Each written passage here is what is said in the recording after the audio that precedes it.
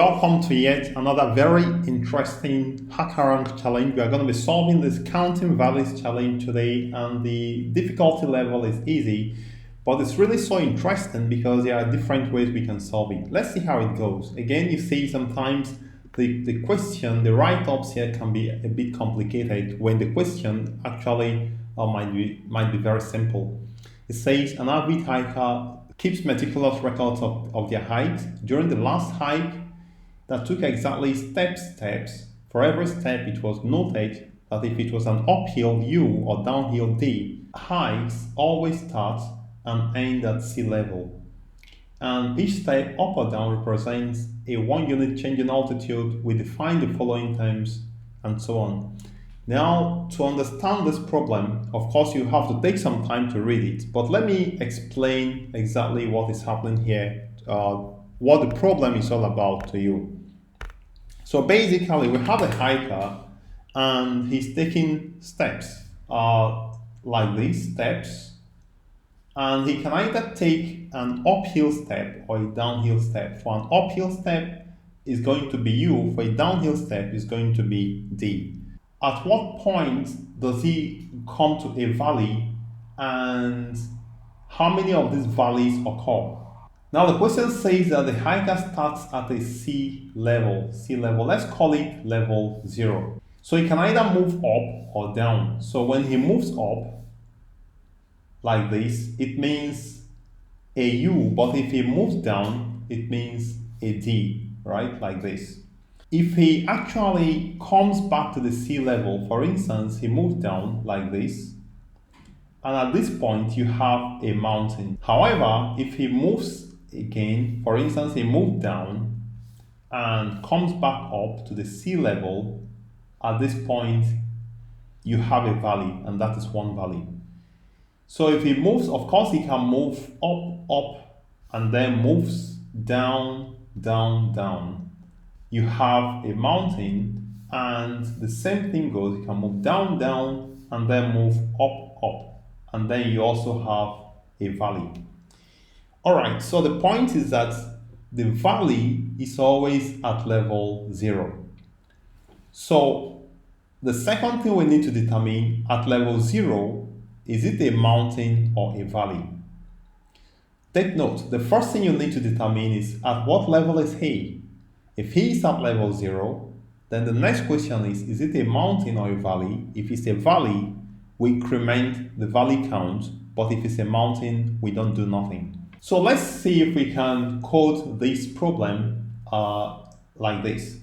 So the first thing I would like to do, I recommend convert this to a list of integers where you have -1, and you have 1, +1, and so on, so that we have that D is equal to -1 and U is equal to +1. So what it means that if you add a U and a D, using this method, it will always give you 0 anytime it is at level 0. The sum will always give you 0 if it's at level 0, and the sum will give you something else if it's not at level 0. So if the list is this way, that makes it a lot easier. So this is how the algorithm goes. You are going to first of all initialize, have a valley count to count the number of valleys, and we also need to have the step. So step count is more or less the level count or the step count. It should be initially, it has to be 0, and the valley count initially will be 0. Now this very first item here, whether it's a D or a U, well, we need to extract it because at step 0 we cannot determine whether a mountain or a valley has occurred. So what it means is if we are iterating this step and we have I is equal to 0, we can't make any decision. So it means that this I is equal to 0 has to be outside the loop. We are going to say that initial step or the step count instead of 0 will be the very first item in the list. So I'm going to say it's going to be the step list the first item in the list, which is item 0. Because before we can iterate, it has to take one step first before we'll be able to determine whether it's a valley or a mountain. So the loop is going to now say for step in the original array, which is, I call it step list. So this list now of 1 minus 1 is called step list.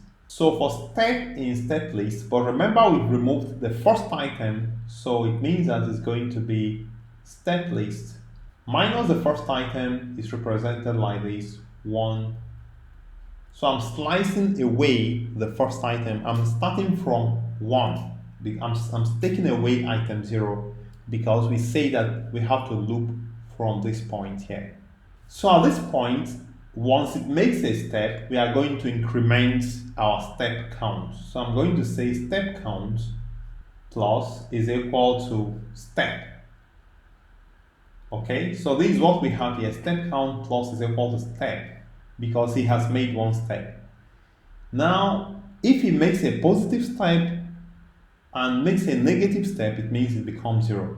Of course, the next thing we want to check now is that if he's at the sea level, right? So if he has made a step, we're going to check if he's at the sea level, and the way to check it is that if the step count is equal to 0, at this point he's at the sea level because the positive have cancelled out the negative, and in that case we now increment our valley count, and this is basically it. That is exactly how it works. So we simply return at the end of the day, return the valley count. So I'm going to go to HackerRank and let's write this code. I'm also going to be explaining as I write because that makes it easier for you to understand. So let's see. So the first thing we're going to do is that I'm going to say that valley count is equal to 0 and step count is equal to the first item. But remember I told you that we are going to convert this list from DDUU to lists of -1 for D and 1 for U. Now I've written this code in PyCharm here and also tested it and it worked. I used list comprehension to do this, and I recommend you try to understand how list comprehension works by clicking on the link just showing above this video. You can see a link to list comprehension lesson or tutorial I made, and you simply just follow it. So I'm going to write here step list is equal to this. So what's happening here is that we are going to say -1 if x is equal to d, else is 1 for x in list part. So this is how to create a new list using list comprehension made up of replacement of the original items in the list. So for D is -1, for U is +1. So now we are going to say step count is equal to the first item. We are going to count 1 because the very first step is not really very important in this loop because that is the first step and we can't use it alone. We need more steps. So we are going to use this first step outside the loop. So I'm going to say step count is equal to step list, the first item in the step list, okay? So this is what we have, and I'm going to now loop through the list by using for step in step list. But now I'm going to start from item 1 because I removed item 0 from the list. So I'm going to start from item 1 to loop, all right? So I'm going to increase the step count plus is equal to the step. Because these steps now, they are integers, so I'm going to be adding it. So when step count becomes 0, it means that it is at the sea level, and at that point we're going to check whether we've reached a mountain or a valley. So I'm going to say if step count is equal to 0, he's at the sea level now, I'm going to now check if the step is a mountain, is an upward step or a downward step. If it's an upward step, then it means what we just passed is a valley. I think I did explain it here. So if it's an upward step like this, it means we just pass through a valley. If it's an upward step like this, it means we just pass through a valley. So we are going to check if the step is an upward step, it means that then we have a valley and we increment the valley count. So I'm going to say if step is equal to 1, then it means we have a valley, and I'm going to increment the valley count like this. At this point, we are all done. I'm going to simply return valley count, and we counted the number of valleys at this point. Take some time to get your head around it. I think it's very clear. So I'm going to run this code, and hopefully it's going to pass the test cases, and it passed the 2 sample test cases. I'm going to now submit this code, and let's see if it passes all other test cases. And as you can see, it passes all the test cases, and I think we've done a good job. So I'd like to thank you for viewing. I'd also like to give you a thumbs up for coming this far. And I'd like to recommend you subscribe to my channel so that you don't miss any updates, and also leave me a comment to let me know if you have any challenges.